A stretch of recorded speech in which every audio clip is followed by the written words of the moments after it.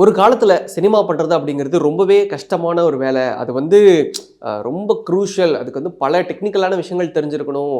ஒரு சினிமா மேக்கராக இருக்கிறது அப்படிங்கிறது it's it's very difficult job அப்படிங்கிற மாதிரி இருந்தது. ஆனால் ஒரு கட்டம் வந்தது எங்கே அப்படின்னா, இந்த ஷார்ட் ஃபிலிம்ஸ் எல்லாம் வந்ததுக்கப்புறம், நாளி இயக்குனர் மாதிரி சில ஷோஸ் எல்லாம் வந்ததுக்கப்புறமா நிறைய புதிய இயக்குனர்கள் வர ஆரம்பித்தாங்க. அவங்களுடைய இந்த பாயிண்ட் ஆஃப் வியூ அப்படிங்கிறது எப்பயுமே படங்கள் ரொம்ப வேறு மாதிரி இருந்தது. யூஷுவல் கமர்ஷியல் சினிமாவிற்கும் இன்னைக்கு இருக்கக்கூடிய சினிமாவிற்குமான வித்தியாசங்கள் அப்படிங்கிறது ரொம்பவே ஜாஸ்தி. ஸோ அப்படி ஒரு படமாக நான் எடுத்து பார்த்தது அப்படின்னு பார்த்தோம்னா, கவினோட நடிப்பில் வெளியே இருக்கக்கூடிய ஸ்டார். ஸோ ஆல்ரெடி வந்து பியார் பிரேமா காதல் அப்படின்னு சொல்லிட்டு ஒரு படத்தை வந்து இளன் இயக்கியிருந்தாலும், இந்த படமும் அவருடைய 2வது திரைப்படமாக அமைஞ்சிருக்கு. ஸோ பியார் பிரேமா காதல் ஹரிஷ் கல்யாண் ரொம்ப அற்புதமான பர்ஃபார்மன்ஸ் கொடுத்துருப்பாரு. அண்ட் இளனுடைய டைரக்ஷனுமே வந்து ரொம்பவே பாராட்டுதலுக்குரிய ஒரு விஷயமா அந்த படத்தில் இருந்தது.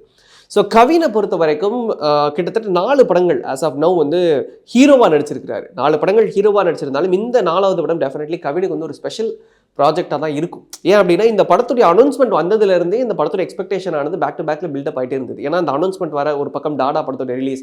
ஸோ இது எல்லாமே வந்து கவினுக்கு வந்து ஒரு ஆடட் அட்வான்டேஜாக அவருடைய கெரியர் குரூப்பில் இது ஒரு பெரிய ப்ளஸ்ஸாக இருந்தது. 2வது இந்த படத்துடைய ஸ்டார் காஸ்ட்டுகளை பார்க்குறப்போ லால் இந்த படத்தில் இருக்கிறாரு, கவின் இருக்கிறாங்க, பிரீத்தி முகுந்தன், அதித்தி பைகார். ஸோ இந்த மாதிரி நிறைய பேர் இருக்கிறது இந்த படத்துக்கு ஒரு பெரிய ஆடட் பெனிஃபிட்டாக இருக்குது. அண்ட் மோரோவர் இந்த ட்ரெய்லர் கட் வெளியே வந்ததுக்கப்புறமா அந்த படத்துடைய எக்ஸ்பெக்டேஷன் டபுள் த டைம்ஸ் வந்து மேலே போயிடுச்சு. பட் ஆக்சுவலாக படம் எப்படி இருக்குது அப்படிங்கிறத இந்த ரிவ்யூவில் வந்து நம்ம பார்க்க போகிறோம். என்ன வேணாலும் மறக்க வைக்க முடியும். ஸோ ட்ரெய்லரில் நம்ம பார்த்துருப்போம். நமக்கு வந்து என்ன புரிதல் இருக்கும் அப்படின்னா, ஒருத்தர் நடிக்கணும்னு ஆசைப்படுறான், அவன் நடிகர் ஆனானா இல்லையா, இதுதான் வந்து கதைன்னு சொல்லி ட்ரெய்லர் இருந்திருக்கும். அஃப்கோர்ஸ் அதுதான் கதை. ஆனால் அதற்கு இடையில் என்ன ஹர்டில்ஸை வந்து அவன் ஃபேஸ் பண்ணுறான் அப்படிங்கிறதையும் இந்த இயக்குனர் வந்து அப்படியே நமக்கு காட்ட முயற்சி பண்ணியிருக்கிறாரு. ஸோ மோஸ்ட்லி லைக் இது வந்து ஒரு அப்பா பையனுக்கான ஒரு ரிலேஷன்ஷிப். அப்பாவுக்கு வந்து ஒரு கனவு இருக்குது, ஒரு நடிகரானோ அப்படிங்கிற கனவு இருக்குது. பட் அன்ஃபார்ச்சுனேட்லி அவரால் அதை வந்து பூர்த்தி பண்ண முடியல. ஸோ சின்ன வயசுலேருந்து தன்னுடைய பையனை வந்து நடிப்பின் மேலே அப்படியே என்ன சொல்கிறது, அப்படியே அந்த அந்த ஒரு ஆசையை வந்து அவன் மேலே அப்படியே மேலோட்டமாக அன்பாக தான் கொண்டு போய் சேர்க்குறாரு. அந்த பையனுக்கு அந்த கைத்தட்டல்கள் சத்தம், அந்த அப்ரிசியேஷன் எல்லாமே பிடிக்க, அவனுக்கும் 6 வயசுலேருந்து நடிகர் ஆகணும் அப்படிங்கிற ஆசை தொடர்ந்து வந்துட்டே இருக்குது. ஸோ அப்பாவுக்கு அந்த ஆசை பிடிச்சிருந்தது. ஸோ அவர் வந்து சப்போர்ட் பண்ணுறாரு, பையன் பெரிய நடிகனாக வருவோம் அப்படின்னு சொல்லிட்டு அவனுடைய ஒவ்வொரு ட்ரீமுக்கும் ரொம்ப கஷ்டப்பட்டு ரொம்ப உழைச்சி அவனுடைய ட்ரீம் வந்து ஃபுல்ஃபில் பண்ணுறதுக்கு அவர் முயற்சி பண்ணார். ஸோ அந்த விதத்தில் லால் தன்னுடைய அவுட்ஸ்டாண்டிங்கான பர்ஃபார்மன்ஸை ஒரு அப்பாவாக சூப்பராக கொடுத்துருக்கிறாரு. நீ மட்டும் அண்ட் இந்த படத்தில் ரொம்ப முக்கியமான விஷயம் என்ன அப்படின்னு பார்த்தீங்கன்னா, இயக்குனர் இளன் சொன்ன மாதிரி தான் இந்த படத்தை வந்து தன்னுடைய அப்பாவுக்கு டெடிகேட் பண்ணார். ஏன்னா அவங்க அப்பா வந்து இண்டஸ்ட்ரியில் ஒரு ஸ்டில் ஃபோட்டோகிராஃபராக இருந்து அப்புறம் அப்படியே நடிக்க வந்திருப்பார்.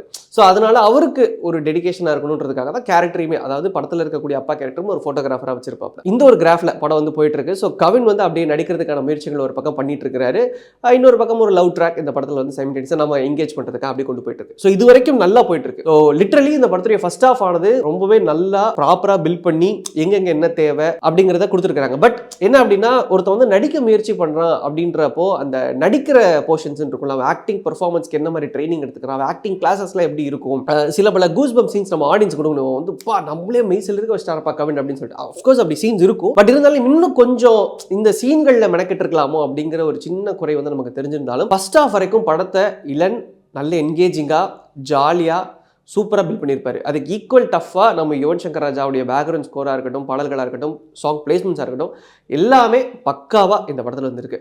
வேற செகண்ட் ஹாஃப் அப்படின்னு வரப்போ தான் தமிழ் சினிமாவில் ரீசெண்டாக வந்து இது ஒரு டிசாஸ்டராக மாறிட்டு இருக்கு. ஏன்னா ஃபர்ஸ்ட் ஹாஃபில் ஒரு விஷயத்தை கன்வே பண்ணுறதுக்காக அப்படியே கொண்டு போயிட்டு இருப்பாங்க. பட் செகண்ட் ஹாஃபில் நடக்கக்கூடிய ஒரு சில சம்பவங்கள் அப்படியே கதையை வந்து ஃபர்ஸ்ட் ஹாஃப்க்கோ செகண்ட் ஹாஃப்க்கோ ஒரு கனெக்டே இல்லாத அளவுக்கு கதையை வந்து வேற ஒரு ட்ராக்ல கொண்டு போய்டும். நம்மளும் வந்து பார்த்துட்டு இருப்போம், சரி இப்போ கதைக்குள்ளே போயிடுவாங்க, அதோட கண்டினியூட்டி வந்துடும், திரும்ப நடிக்கிறதுக்கான அந்த ஜோனுக்குள்ளே வந்துடும் அப்படின்னு சொல்லிட்டு நம்ம வெயிட் பண்ணி at end of the show, கிட்டத்தட்ட லாஸ்ட் ஒரு 10 minutes end of the show கிட்ட போகிறப்ப தான் நமக்கு அந்த ஒரு ஜோனுக்குள்ளே நம்ம கொண்டு போவோம். ஸோ இடையில ஏன் இந்த கதையோட டீவியேஷன் இருக்குது அப்படிங்கிறது நமக்கு வந்து கொஞ்சம் ஒரு மாதிரி ஒரு ஃபீலிங் உண்டாக்கும். இந்த கதையை வந்து இந்த மாதிரி அப்ரோச்சில் நீங்கள் கொண்டு போயிருந்துருக்கலாமே, ஏன் இது ஒரு எமோஷனல் சென்ட்ரிக்கான டைரக்ஷனில் கொண்டு போய் இந்த படத்தை வந்து நீங்கள் வேற ஒரு ட்ராக்கை மாற்றிருக்கீங்க அப்படிங்கிறது ஆடியன்ஸுக்கு டெஃபினட்டாக ஒரு சில இடங்கள் ஃபீல் பண்ண வச்சாலும், இன்னும் கொஞ்சம் இதை வந்து மாற்றி பண்ணியிருக்கலாம் அப்படிங்கிறது என்னுடைய ஒரு தனிப்பட்ட ஃபீலிங். பட் கதையில் வந்து பிரீத்தி முகுந்தன் இவங்க வந்து இன்ட்ரடியூஸ் ஆகிருக்கிறாங்க. ஸோ அவங்களுடைய கேரக்டர் சாலிடாக திக்காக நல்லாவே வந்து பர்ஃபார்ம் பண்ணி முடிச்சிருக்கிறாங்க.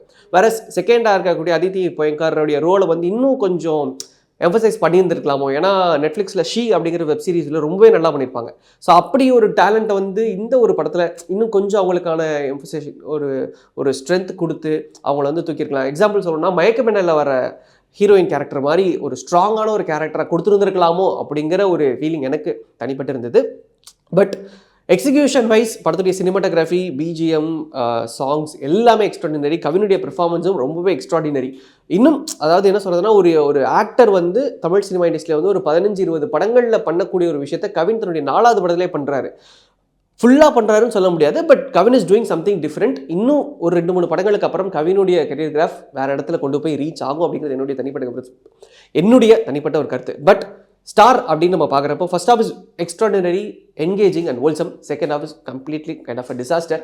இன்னும் இதை வந்து ஒரு மெருகேற்றி ஒரு டைட்டான கிரிப் கொடுத்துருந்தாங்க அப்படின்னா இந்த படம் ஒரு தரமான தமிழ் படமாக வந்திருக்கலாம். பட் டெஃபினெட்லி நீங்கள் வந்து ஒரு சஸ்பென்ஸ் எலிமெண்ட் இந்த படத்தில் இருக்குது அப்படிங்கிறத அஃப்கோர்ஸ் இல்லைன்னு வந்து சொல்லியிருப்பார். அந்த suspense element is Worth the watch. கண்டிப்பாக அந்த 5 நிமிஷமாவது உங்களுக்கு பீக் அடிக்கும். ஒர்த்துடா அந்த படம் அப்படின்னு சொல்லிட்டு அந்த 5 நிமிஷம் உங்களுக்கு வந்து உணர வைக்கும். ஸோ பாருங்கள், star is now running in cinemas.